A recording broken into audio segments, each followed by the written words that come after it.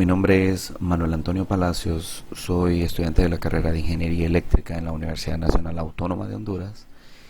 En esta ocasión tengo la oportunidad de presentarles a ustedes un problema enfocado en lo que son los motores de corriente directa en derivación con excitación separada.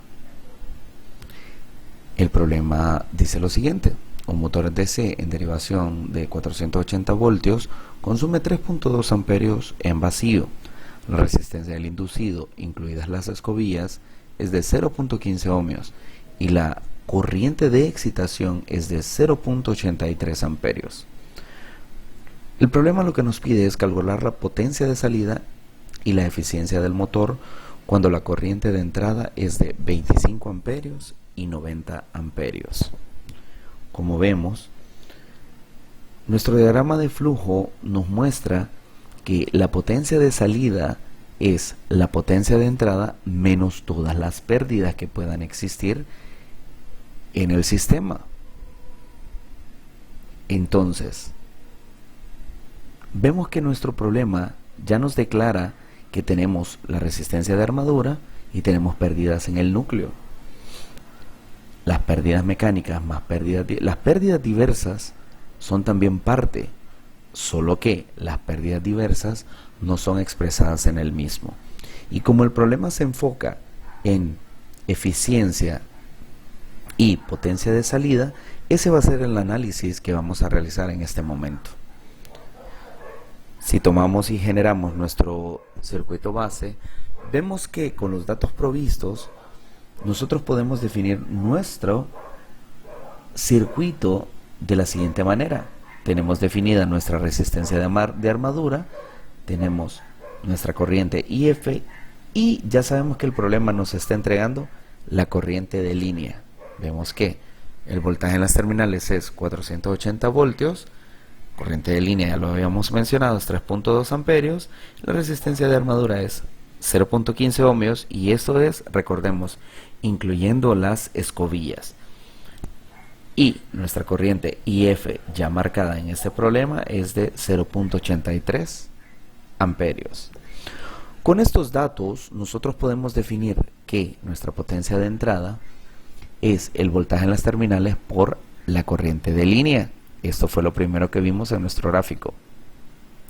Por lo tanto, la potencia de entrada es 1536 watts.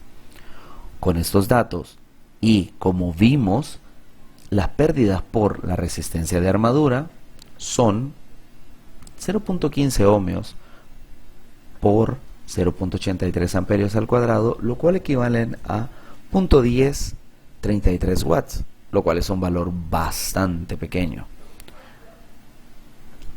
Si lo que tuviésemos que encontrar es la potencia convertida, sabemos de que a la potencia de entrada le hubiésemos restado esta pérdida por la resistencia de armadura y hubiésemos obtenido ya de manera directa la potencia convertida. Ahora bien, el problema lo que nos pide es la potencia de salida. Entonces necesitamos definir cuánta energía consume nuestro sistema solo para girar, lo cual va a conllevar a definir cuánta es la potencia consumida para que el motor como tal gire, para que venza las pérdidas por rozamiento por aire, y para ello pues seguimos aplicando lo siguiente. Vemos que las pérdidas por el núcleo son voltaje por corriente, en este caso la corriente era IF, entonces ya sabíamos que nuestro voltaje en las terminales son 480 voltios, lo multiplicamos por la corriente, esto nos consume 398.4 watts. Con ello, ahora sí podemos restarle las diferentes pérdidas y podemos declarar de que las pérdidas por la resistencia de armadura, o sea por el cobre en este caso, se tornan muy pequeñas, entonces podemos despreciarlas. Por lo tanto, vemos que las pérdidas mecánicas más las pérdidas diversas va a ser igual a la potencia de entrada menos las pérdidas en el núcleo. Esto es 1536 watts menos 398.4 watts. Como les decía previamente, esto conlleva la potencia requerida para que el sistema rote o gire. cuando éste está girando en vacío. Esto es 1137.6 watts. Con este dato, muy importante, ahora sí podemos resolver nuestro problema. Nuestro problema nos decía que la corriente de línea ahora se incrementa a 25 amperios. Con ello vemos que nuestra corriente de armadura va a ser la corriente de línea menos la corriente IF. Esto es 25 amperios menos 0.83 amperios. Con esto, y recordando nuestra ecuación de voltaje en el inducido, vemos que el voltaje inducido es igual al voltaje en las terminales menos la corriente de armadura por la resistencia de armadura, dándonos como resultado 476.37 voltios. Con este valor podemos obtener nuestra potencia convertida. Esto es EA por IA. Y esto nos entrega un valor de 11.513.86 watts. Si a esto nosotros le restamos las pérdidas que obtuvimos previamente, vemos que 11.513.86 watts menos 1.137.6 watts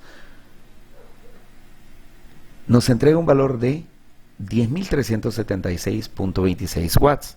Esto es la potencia de salida de nuestro sistema. Recordemos que todo el análisis previo nos sirvió para determinar cuánto es lo que consume nuestro sistema para poder rotar. Con ello, ahora sí podemos calcular la eficiencia o el rendimiento de nuestro motor. Esto es potencia de salida sobre potencia de entrada por un 100%. Recordemos que la potencia de entrada es voltaje en las terminales por la corriente de línea. Esto es 10.376.26 watts entre 12.000 watts y esto es 86.5%. Vemos que el rendimiento es bastante bajo.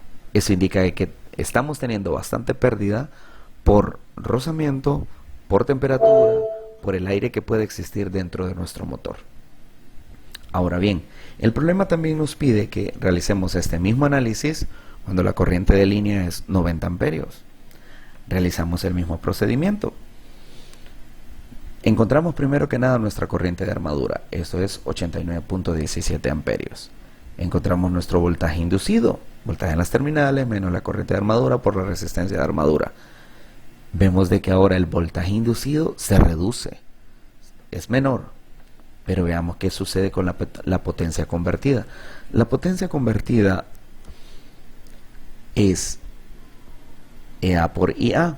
Esto nos entrega un valor de 41.609 watts. Ahora sí podemos encontrar nuestra potencia de salida, que va a ser nuestra potencia convertida menos las pérdidas que habíamos encontrado de el motor girando en vacío.